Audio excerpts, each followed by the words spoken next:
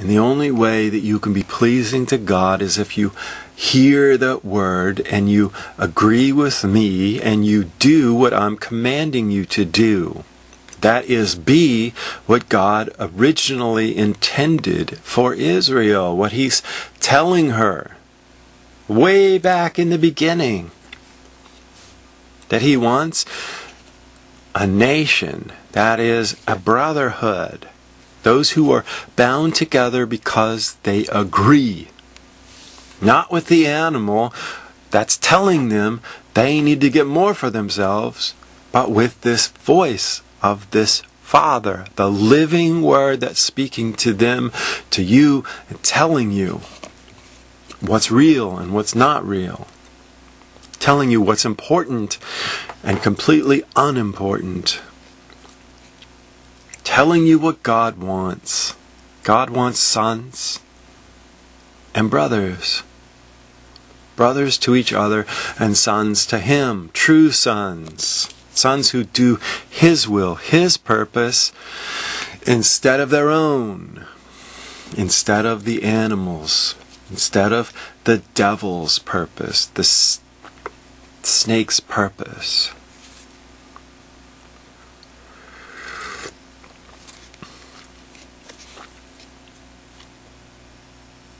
And if you are first in God's kingdom, you will be last in man's kingdom. Because man does not respect what God wants. Man does not see any value in what God really wants. Because man is interested in satisfying the cravings to make himself feel like he is better and greater. And those are the exact cravings that you have to fight and you have to overcome. You have to see as the pattern that's in the world. And the pattern that makes you just ordinary, common animals like all the others. Driven by the same thing.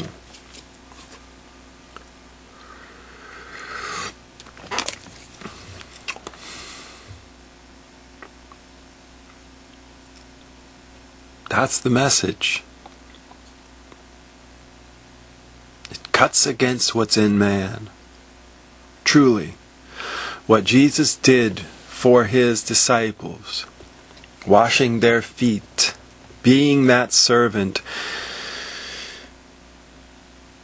is something truly extraordinary because it cuts against what's naturally inside man to be and to want to get and want to have.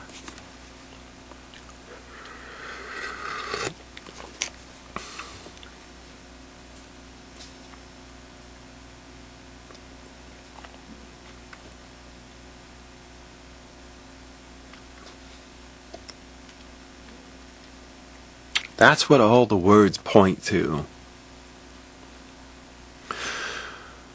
That's what's in the words that are preserved.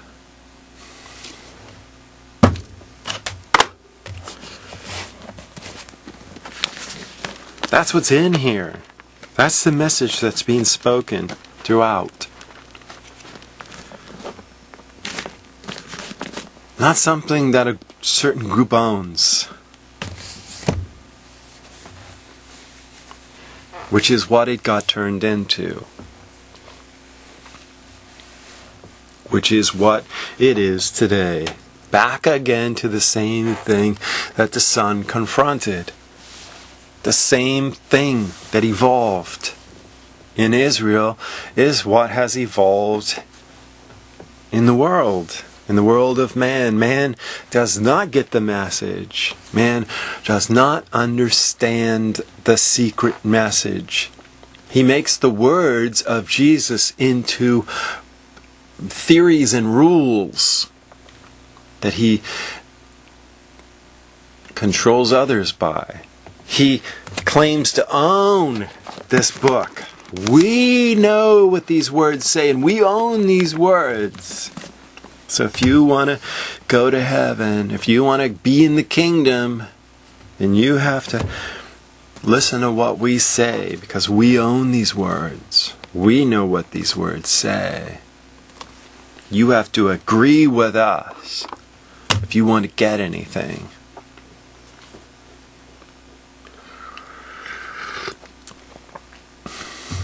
That's the tendency of man, because man listens to the same voice that he'll always listen to, the same voice that Adam listened to, the same talking snake that wants to make him feel better about himself, to be in this agreement with himself that he really is as great as he thinks he is. And when he surrounds himself with other animals who agree with him, then it just strengthens that craving, the need. It strengthens his ability to feel like he really is as good as he thinks he is. And that's really all Christianity is. Christianity, which claims to own these words, and their proof, their validity, is in how many people agree with them. We couldn't all be wrong, right? Well, that's what the Israelites said when this one came and told them they were all wrong, because they didn't get it. They don't get it either. Those who claim to own this book, to own these words, they don't get it. Just like the Jews didn't get it. Because it's just another thing that man does. It's just another outcropping of listening to the same voice, telling him to survive. And he really feels like he's surviving when he surrounds himself with people who agree with him, especially about his eternal fate. And that is the power of religion. The power is in their ability to find others who agree with them. Not in anything genuine from God, just the same way that the Jews found others who were willing to agree with them, and that was their power. There was no genuineness in it, just like there's no genuineness in man or any of his religions, especially Christianity. There's no genuineness in it because it's just the same thing that always existed. It's the same thing that always existed for all time. Our God's better than your God. And we're going to prove it by either conquering your village and saying, oh yes, our God must be better if He allowed us to be stronger than you and allowed us to conquer you. Or our God must be better if He allowed us to have all these people around us who agree with us. So our God must be better. See? How could our God be wrong if we have all these people around us who agree with us? That means we are right. All these people who agree that we're right means we're right.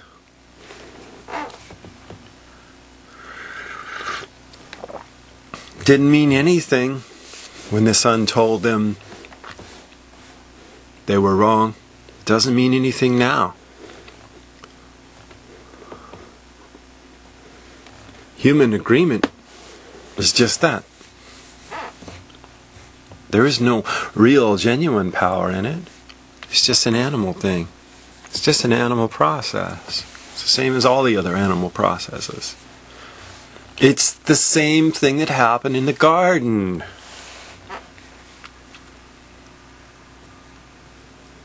It's what man is.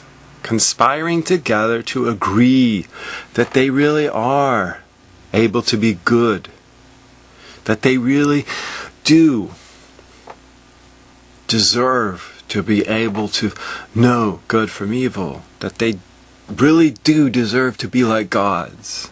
So they should listen to this snake. They should do that because it looks good. So why shouldn't they have it?